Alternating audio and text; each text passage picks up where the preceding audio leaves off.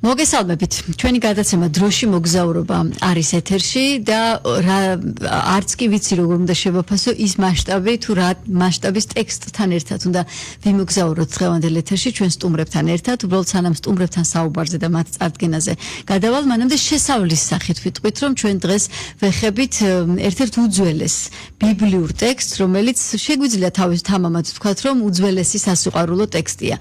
ეს არის ძველი აღთქმის ერთ-ერთი ტექსტი, ქებათა ქება, რომელიც არის მწყემსი ბიჭისა და შულამელი გოგონას სასიყვარულო ამბავი, 8 თავად დაყოფილი ამბავი, ტექსტი, რომელიც სხვადასხვა ეპოქაში, სხვადასხვა მთარგმნელების მიერ პირდაპირ თუ ირიბად, ბერძნულიდან თუ ორიგინალიდან ითარგმნა და ქართულ მონაპოვარშიც და ქართულ მემკვიდრეობაშიც აღირიცხება ამ ტექსტის თარგმანი უძველესი საუკუნეებიდან.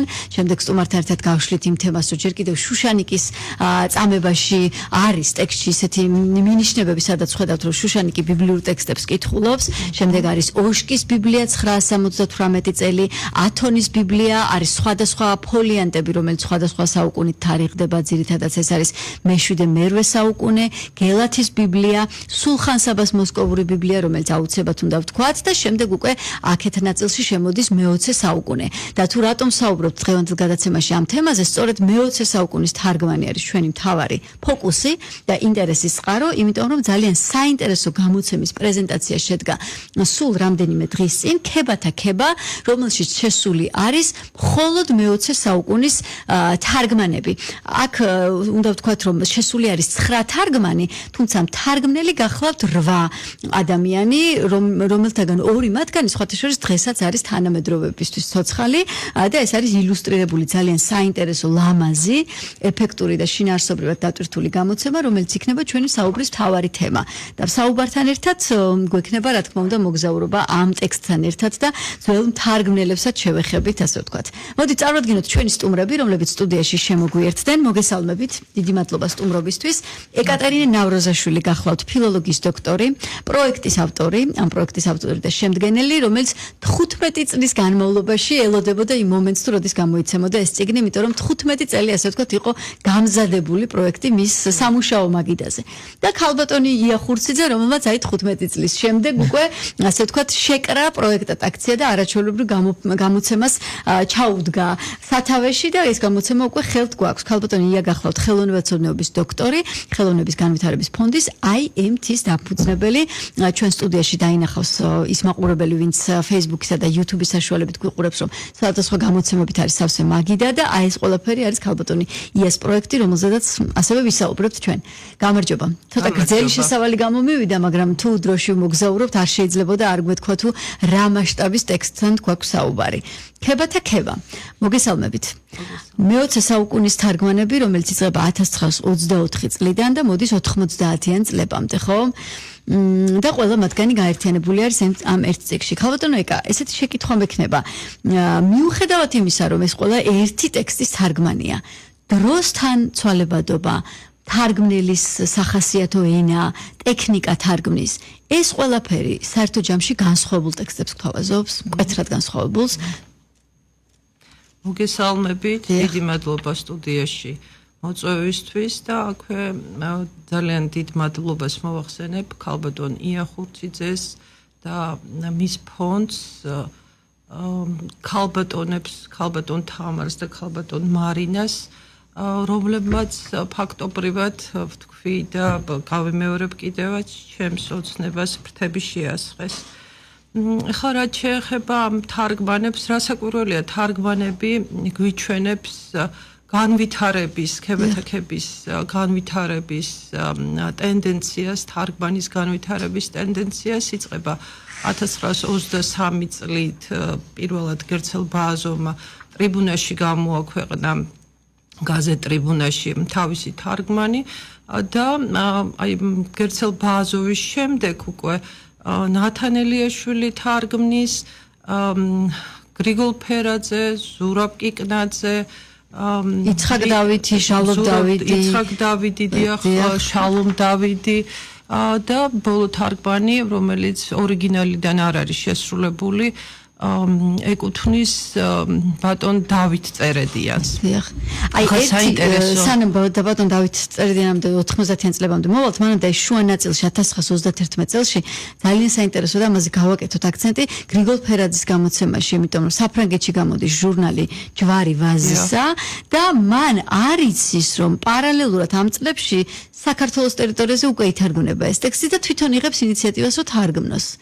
თან მიუხედავად რომ ეს არ არის რელიგიური ტექსტი და რელიგიური პირი ამას თარგმნის. აი ეს მე ასე არ ვიტყოდი რომ ეს არ არის რელიგიური ტექსტი. რელიგიური დატვირთვა ამ ტექსტმა შეიძინა, რასაკვირველია, მაშინ, როდესაც თანახის შემადგენლობაში, ძველი აღთქმის შემადგენლობაში დამკვიდრდა და ასეთი ინტერპრეტაცია მიეცა, რომ ეს არის ებრაელი ხალხის და ღმერთის საუბარი, ხო? და თქვი კიდევაც და გავიმეორებ, რომ ეს ტექსტი დაკავშირებულია ფესახის დღესასწაულთან, ანუ ებრაელების ეგვიპტიდან ტყვეობისგან დახსნის დღესასწაულთან. საინტერესო რა არის, რომ ქრისტიანულ სწავლებაშიც, ხო, ქრისტიანობაშიც ეს ტექსტი განიმარტება როგორც იესო ქრისტესა და ეკლესიის, ანუ მრევლის საუბარი. აი ამაზე მიუთითებს ის ძველი უძველესი ხელნაწერები ქებათა ქებისა, რომლებიც დაცულია ერთი მხრივ ათონის, ანუ ოშკის ბიბლიაში და მეორე მხრივ საბას ბიბლიაში, ანუ მცხეთურ ხელნაწერში, ხო? აი ამ ხელნაწერებში ქებათა ქებას წინ უძღვის ცალკეული სიტყვები, ცალკეული ფრაზები, აი ესეთი როგორიც არის სიძე ეტყვის ძალს, ძალი ეტყვის სიძეს და ეს კიდევ ერთხელ განამტკიცებს იმ მოსაზრებას ქრისტიანულ სწავლებაში, რომ ეს არის იესო ქრისტესა და ეკლესიის დიალოგი, საუბარი და თვითონ ტექსტსაც დიალოგის ფორმა გააჩნია.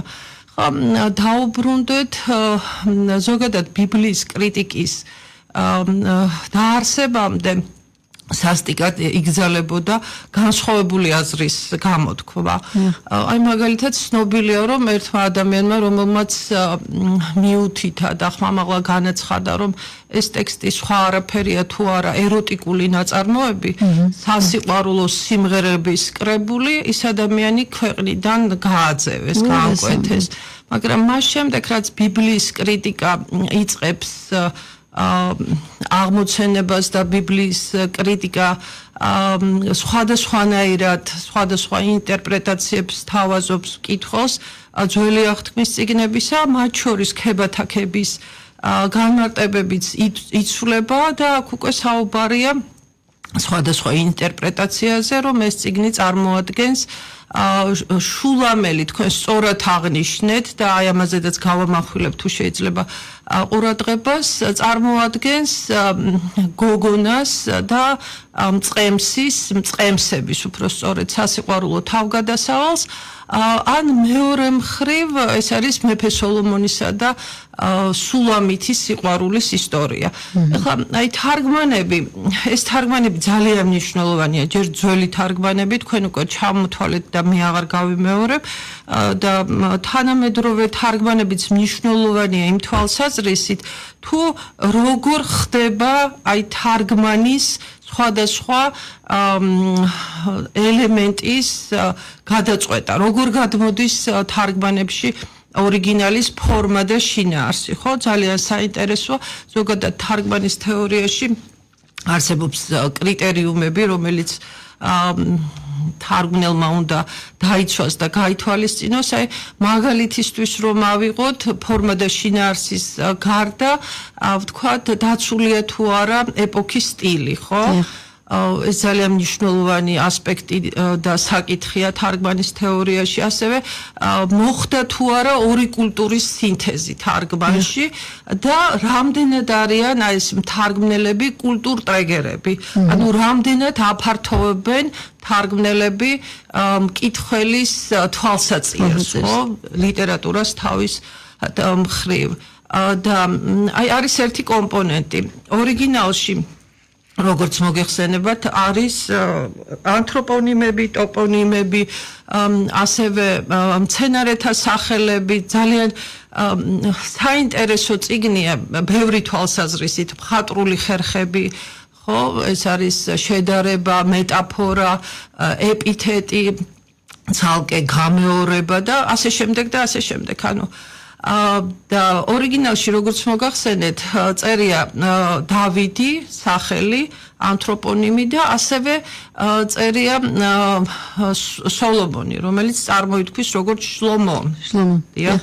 და რაც შეეხება სულამიც, ხო, მეშვიდე თავის პირველ მუხში გამოჩნდება ეს არაჩვეულებრივი პერსონაჟი, თუმცა მეშვიდე თავის პირველ მუხში მუხლი იწყება ასე შუვი ჰაშულამით და ეს ჰაშულამითი ჰ არტიკლით არის განსაზღვრული და არის ასეთი მოსაზრება, რომ ეს ჰაშულამით სადაურობის სახელია და პერსონაჟის სადაურობაზე მიუთითებს და თარგმანებში უკვე პერსონიფიცირებულია და გადმოდის როგორც სულამითი და შულამით. ნუ ეს არის თარგმანის თავისებურება. ქალბატონ იასთან ერთად პროექტზე საუბრობთ და მარტო ეს არ არის თარგმანის თავისებურება, ძალიან ბევრი თავისებურება. ძალიან ეს ერთ-ერთი მაგალითი იყო, რა თქმა უნდა, უბრალოდ საეთერო ფორმატში ყველაფერს ვერ ჩავატევთ. ქალბატონო ია, აი დღევანდელი რეალობიდან თქვენ როგორც ამ ორგანიზაციის დამფუძნებელი და ძალიან საინტერესო პროექტების ავტორი, რა დაინახეთ მთავარი ინტერესი ამ პროექტში, რომელიც იყო გამზადებული, თარგმანები და ყველაფერი, მით უმეტეს ილუსტრირება გაუკეთდა და აი როგორ ფიქრობთ, თანამედროვე ქართულ რეალობაში ეს უნდა იყოს თქვათ ყველა ოჯახში სამაგიდო თუ საბიბლიოთეკო წიგნი, როგორც ძალიან მნიშვნელოვანი ლიტერატურა, რომელიც ოჯახს აუცილებლად უნდა ქონდეს. ეს იყო დანიშნულება, უფრო მეტად შემეცნებითი, უფრო მეტად ალბომის ტიპის გამოცემა, აი ყველაზე მეტად მთავარი არსი რა დაინახეთ და შემდეგ უკვე დაინტერესდით იმით, რომ აი ესეთი არაჩვეულებრივი პროექტი რეალობად გიქციათ. დიდი მადლობა მოწვევისთვის. მე და ჩემი მეგობრების სახელით გიხდით კიდევ ერთხელ. გალბატონი მარინა ბაბუნაშვილი და თამარ ჩიქოვანი, ვისთანაც ერთად ყველა პროექტს ვაკეთებთ და გითხრათ სიმართლე, აქ იყო ერთი გადამწყვეტი ამბავი. რაღაც საოცარი აღტკინება და საოცარი ცოდნა საქმის, რომელიც აქ გალბატონ ეკას და უნარი როგორ დაგარწმუნოს, რომ ეს არის აუცილებლობა.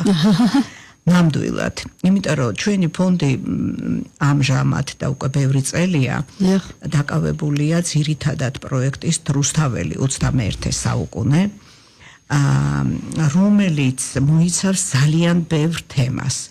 და ასე ვთქვათ, ეს არ არის მარტო წიგნების გამოცემა, ეს არის რუსთაველის და მისი პოემის კავშირები თანამედროვე ხელოვნების სხვადასხვა დარგთან. თუნდაც ეს ერთი გამოცემა არის ამ ყველაფრის საოცარი დადასტურება და ილუსტრაცია, ეს არის აფორიზმები 10 ენაზე, რომელსაც აქვს თან ჩართული ილუსტრაციები. ეს ერთ-ერთი და კიდევ ალბათ დაწურებული სხვებიც. ეს არის და ამის გარდა რაღაც ისე მოხდა, რომ ჩვენ რამოდენიმეჯერ შევეხეთ ჩვენს ასე ვთქვათ საქმიანობაში ებრაულ თემას და დაიწყო 2014 წელს, უბრალოდ ჯერ კიდევ 2010-ში, როდესაც გავაკეთეთ ქართული საგანძურის, აი ეგ არის ეს წიგნები, ხმოვანი ალბომები, აი მანდ არის შესული ებრაულ ენაზე წაკითხული ბატონ ზურაბ კიკნაძის მიერ ერთ-ერთი ფრაგმენტი ვეფხისტყაოსნიდან. შემდეგ იყო 2014 წელი, როდესაც პირველად საქართველოში ჩვენ გამოვეცით ებრაულ ენაზე ვეფხისტყაოსანი და ეს ეძღვნებოდა 26 საუკუნოვანი ურთიერთობების ჩვენი ერების საიუბილეო თარიღს და მაშინ ეს ცნობილი ბორის გაპონოვის თარგმანი იქნა გამოცემული, აქ არის წარმოდგენილი ეს წიგნიც არაჩვეულებრივი ქეთი მატაბელის ფოლიანტებით გარეკანზე. დიახ, და ეს რა თქმა უნდა არ გამორჩენია ქალბატონ ეკატერინეს. და ასე ვთქვათ, მიხსოვრეთ თქვენი ორგანიზაცია ბრძანდებით, რომელიც ამ ტექსტით დაინტერესდებოდით. ადამიანი, რომელიც ამდენი წელია შრომობს და აქვს ესეთი რაღაც საგანძური უდევს, უნდა რომ ის სხვასაც გაუზიაროს. და ამიტომ რაღაც ჩვენც ავიტაცეთ, იცით, მიუხედავად იმისა, რომ უთხარით, რომ ეხლა რაღაც ხარამით ვართ დაკავებული და ჯერ ცოტა ხანი დაგვაცადეთ, მაგრამ ჩვენც ძალიან გაგვიტაცა ამ ტექსტმა, იმიტომ რომ ჩვენ ამაში კიდე დავინახეთ სხვა მხარე. ეს არის არა მარტო რელიგიური ტექსტი, ეს არის ძალიან მაღალი ნიმუში მხატვრული პოეზიის, აი ისეთი მუსიკალური ტექსტია და ჩვენ მუსიკოსები ვართ, ჩვენი ფონდის დამფუძნებლები და იმდენად მუსიკალური ტექსტია, რომ სამომავლოდ კიდევაც საერთოდ ვფიქრობთ, რომ ეს ტექსტი ხო არ ასე ვთქვათ, გადავიყვანოთ მუსიკაზეც და ხო, იმიტომ რომ სიმღერების ამღერება ასე ნამდვილად, იმიტომ რომ არის მართლაც უნიკალური ტექსტია. აი სავსე მუსიკით, პოეზიით და არ შეიძლებოდა ჩვენ არ ჩართულიყავით, ასე ვთქვათ, ამაში და აი ასე დაიწყო ჩვენი თანამშრომლობა და შედეგით სახეზეა, ხო? მე ძალიან ბევრი გამეცადინა ქალბატონმა ეკამ ყველა მთელი ჯგუფი, აქ არის არაჩვეულებრივი მხატვარი ბატონი გია გუგუშვილი, შესანიშნავი დიზაინერი დავით ჯანიაშვილი, რომელმაც ძალიან კარგი კონცეფცია მოიფიქრა ამ წიგნის და ნუ ნახოთ თქვენ თუ რო გექნება ვისაუბრებთ. ფაქტი ის არის, რომ ჩავთვალეთ, რომ ეს წიგნი უნდა არსებობს საქართველოში უნდა ყოფილიყო. თან რაღაც ებრაელთა ასე ვთქვათ, ერთ-ერთი ამ თანახის გამორჩეული ნაწილია, რომელსაც ისინი ჯერ ერთი ყოველ შაბათს კითხულობენ, ხო, წესით.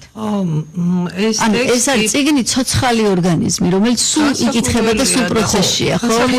მთელი ტექსტი, იგი ცალკეული თავები ჩვეულებრივ მსახურებაში, მაგრამ ფესახზე მთელი ტექსტი 8 თავი იკითხება. იცით რა შეკითხვა გამიჩნდა, როდესაც აი ქრონოლოგიას ვაკეთებდით თარგმანების, ხო? არსებობს უძველესი საუკუნეების თარგმანები. გასაგებია რომ რაღაც პერიოდში ბერძნულიდან ითარგმნებოდა, იმიტომ რომ თქვათ ორიგინალზე არ იყო წვდომა. მაგრამ თუნდაც მე-20 საუკუნე რო ავიღოთ, თუ 24 წელს მაგალითად გერცელ ბააზოვმა თარგმნა 23 წელს ბოდიში. შემდეგ 1-2 წელიწადში რატო გახდა საჭირო რომ უკვე ნათან ელიაშვილს ეთარგმნა? გრიგოლ ფერაძე გავიგეთ რომ თქვათ არ ქონდა ინფორმაცია რომ საქართველოში არის ეს თარგმანი, ხო?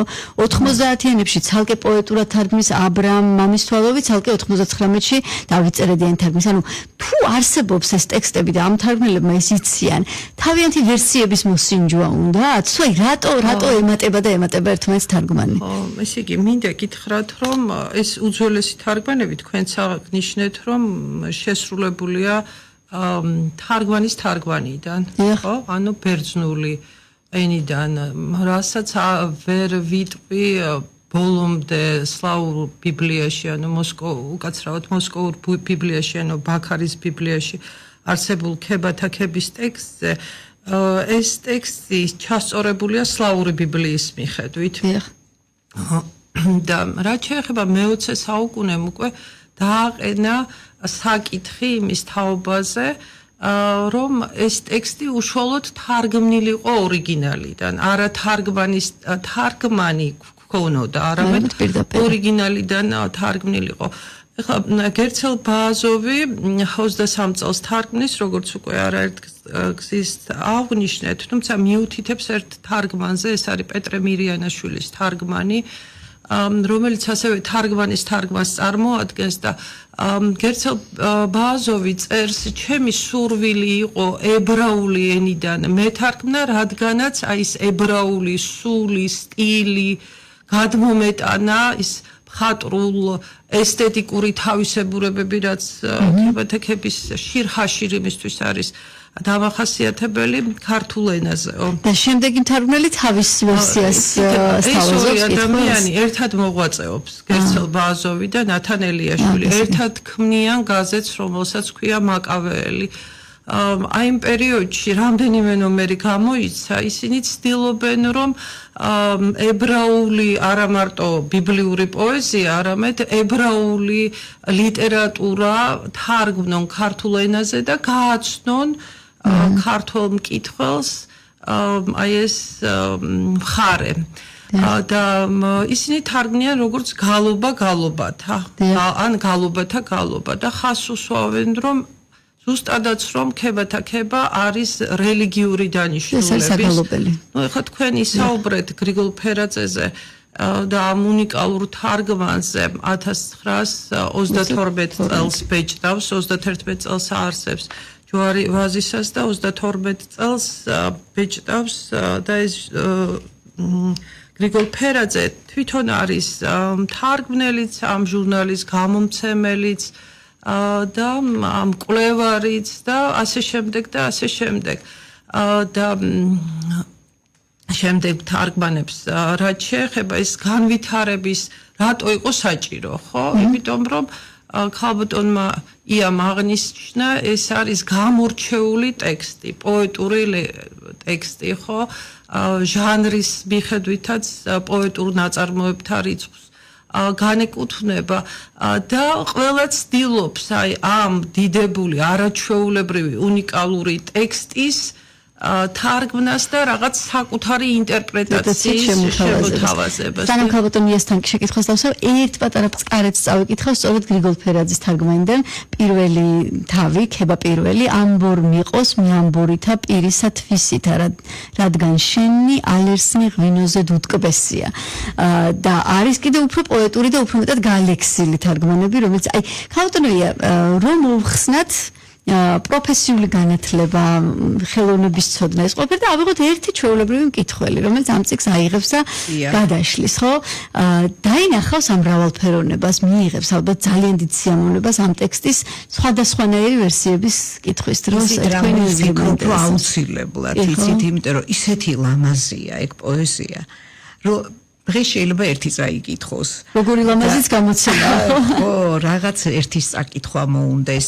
შემდეგ იცით რა კიდე საერთოდ აი რუსთაველში ჩვენ ეს ათენაზე როდესაც გავაკეთეთ აფორიზმები, იქაც იქ არის შედარება ენების და აქაც არის ეგ ამბავი, ვინც ეხა იცის ებრაული ენა და ივრიცე და იცის ქართული, ეხა გულისხმობ ამ შემთხვევაში ქართველ ებრაელებს, ვინც მერე შეისწავლა ებრაული ენა, მე ვფიქრობ მაგათვისაც ძალიან საინტერესოა, როგორ იქნა მაგათი ეს მუსიკა გადმოტანილი ქართულ ენაზე, დიახ, და როგორ იქნა გაცოცხლებული, იმიტომ რომ მე მაგალითად ძალიან მომწონს ბატონ ზურაბ კიკნაძის თარგმანი, დიახ, ძალიან მომწონს. ეს არის 60-იანი წლების თარგმანი. ორია, პროზაულიც აქვს და პოეტური თარგმანიც. აი პოეტური თარგმანი ძალიან მომწონს. იფხიზლე ქარო ჩრდილოეთისა და მოდი ქარო სამხრეთისაო დაჰბერე ჩემს ბაღს. ხო, ტექსტად მე მგონი თანამედროვე ახალგაზრდებმა შეიძლება რაღაცა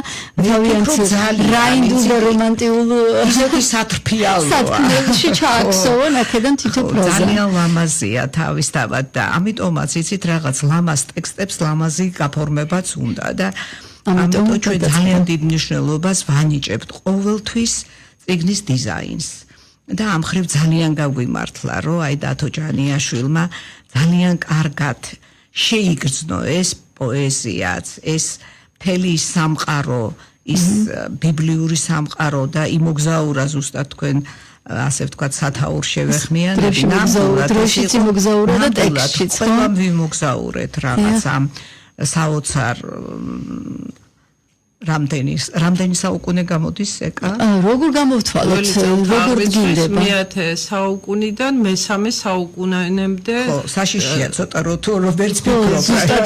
ასევე დღეს უკვე აღარ საუბრობენ, რომ ამ ტექსტის ავტორი არის სოლომონი. ხო, აი ამაზე მინდოდა მეკითხა, სანამ ჩავატებთ ბოლო 2 წუთი დაგვრჩა. ანუ ეს სოლომონის დაწერილი ტექსტი, როგორც ინტერნეტში ძებნება ინფორმაცია, არასწორია? დღეს მკვლევრები მიუთითებენ, რომ ეს ტექსტები უნდა შედგენილიყო მე-10 საუკუნიდან მე-3 საუკუნემდე ძველი წელთა აღრიცხვის და სოლომონის ავტორობაც კითხვის ნიშნის ქვეშ დგას დიდი ხანია. იცით რა არ მინდა გამომჩეს რატომღაც ყურადღება გავამახვილეთ ყოველ ჯერზე საქართველოში შესრულებულ თარგმანებზე და აი 1976 წელს იცხაკ დავითი გამოსცემს ამ თარგმანს და წინა სიტყვაობაში მიუთითებს, რომ საქართველოში დაუწყია მას თარგმნა და შემდგომ უკვე ისრაელში ასვლის შემდეგ დაუმთავრებია. იცხაკ დავითის თარგმანი ფორმით ლექსის ფორმა აქვს, ანუ ცდილობს ფორმის და შინაარსის ადეკვატურ გადმოტანას, ასევე აუცილებლად უნდა ვახსენო ბატონი შალომ დავიდი, არაჩვეულებრივი პიროვნება, ბრწყინვალე, მკვლევარი, ფილოსოფოსი, მწერალი, მთარგმნელი და მან ერთ-ერთმა პირველმა თარგმნა ქართულ ენაზე მთელი თანახი. ცალკეული წიგნები კი არა, მთელი თანახი, მთელი ძველი აღთქმა. ბატონი შალომიც ბატონი შალომის ეს თარგმანი ქებათა-ქება ცალკე დაიბეჭდა სიდურში, ეს არის საგალო ებრაული საგალობელთა კრებული და პროზით აქვს შესრულებული. ჩვენ გვქონდა იმის ბედნიერება და ფუფუნება, რომ ბატონ შალომში შევხვედროდით, დიახ, საქართველოში, თბილისში იმყოფებოდა სექტემბერში, სწორედ მას მიუძღვნა ჯავახიშვილის უნივერსიტეტმა და კერძოდ ჰუმანიტარულ მეცნიერებათა ფაკულტეტმა კონფერენცია, ორდღიანი კონფერენცია, სტუდენტური კონფერენცია და ასე შემდეგ. ასევე ყურადღებას იმსახურებს აბრაამ მამისთვალოვის თარგმანიც და ამ თარგმანის სათაური ყველაზე განსხვავებულია, თუმცა ზუსტი თარგმანია ლექსთა ლექსი. შირჰაშირი ითარგმნება როგორც სიმღერა სიმღერათა ლექსთა ლექსი. ძალიან საინტერესოა, ძალიან დიდი მადლობა. ბოლოს ერთი ინფორმაციას ვიტყვი, რომ ამ გამოცემაში ხომ ქართული ილუსტრაციებია შესული და მსოფლიო მასშტაბით, მსოფლიო სახელოვნებო მემკვიდრეობას აქვს 5 ილუსტრაცია, რომელიც შაგალის მიერ არის შესრულებული ამ ტექსტის მიხედვით და სალვადორ დალის გრაფიკები, აქ უკვე 12 წელი ჩანახატი აქვს გაკეთებული სალვადორ დალის. ვასრულებთ, აი რამდენიმე წამი დაგვრჩა და შეიძლება აი ვიტყვი სპეციალურად მე რაღაც წარმოვიდგინე ასე რომ ცალკე სალაპარაკოდ გვექნებოდა ბატონი გია გუგუშვილის ეს არაჩვეულებრივი ნახატები სპეციალურად პირველმა და პირველად მოხდა საქართველოში სახელოვნებო სივრცეში, როდესაც შეიქმნა სპეციალურად ამ გამოცემისთვის ქებათა-ქების ნახატები. აქვე მინდა დავუმატო, რომ აი გუსტავ მოროს, კუპკას, ზევ რაბინს, ერიკ გილს, ჟორჟ ბარბიეს, როსეტს დაუხატავთ და ბატონი ჩაგარი და სალვადორ დალი გამოვარჩია, თქვათ მათი სახელობის მასშტაბიდან გამომდინარე. და ბატონი გია ხატავდა ზუსტადაც რომ აი შინაარსის მიხედვით, აი მე ზუსტად ვიცი, ახლა ვთქვათ, პირველი ნახატი არის პირველი თავის მეშვიდე მუხლი, როდესაც სატრფო და მეტყე დიახ, მეორე თავი აი ეს არაჩვეულებრივი სულამითი, ანუ შულამითი მეორე თავის პირველ მუხლს განასახიერებს და ასე შემდეგ. ძალიან დიდი მადლობა სტუმრობისთვის, გილოცავთ ამ არაჩვეულებრივ გამოცემას და კიდევ ბევრი წარმატებული პროექტი ქალბატონო. სულაც დავამატებ, ძალიან დიდი მადლობა მინდა უთხრა ქართველ ებრაელებს. საქართველოში და საზღვარგარეთ მცხოვრებს, რომელთაც ძალიან დიდი მონაწილეობა მიიღეს ამ წიგნის შექმნაში. გადავცეთ მადლობა და მოგითხრათ ჩვენი ეთერის საშუალებით ეკატერინე ნავროზაშვილი და ია ხურციძე გახდნენ ჩვენი სტუდიის სტუმრები. დროში მოგზაურობდით უძველეს ბიბლიურ ტექსტთან ქებათა-ქებასთან ერთად და წარვადგინეთ ეს ახალი ძალიან საინტერესო გამოცემა, რომელიც მე-20 საუკუნის თარგმანებს აერთიანებს. მადლობა ყურადღებისთვის, ნახვამდის.